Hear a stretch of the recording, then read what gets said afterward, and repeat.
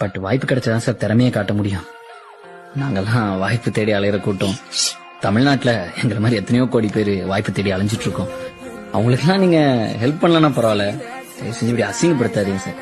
ஏன்னா நீங்கெல்லாம் சொந்தக்காரனால நிக்கிறவங்க, நாங்கெல்லாம் சொந்த காலில் நிக்கிறவங்க. உங்களுக்கும் எங்களுக்கும் நிறைய வித்தியாசம் இருக்கு சார். நீங்க எவ்வளவு பெருசா ஜெயிச்சாலும் அந்த வெற்றி கூட உங்களுக்கு சொந்தம் இல்ல சார். ஏய், நான் எவ்வளவு கேவலமா தோத்தாலும் மீசைய முறுக்கிட்டே வச்சுக்கோ. தோத்தா ஜெயிக்கணும்னு மட்டும்தான் தோணும், ஆனா அவமானப்பட்டா சாதிக்கணும்ன்ற வெறியே வரும்.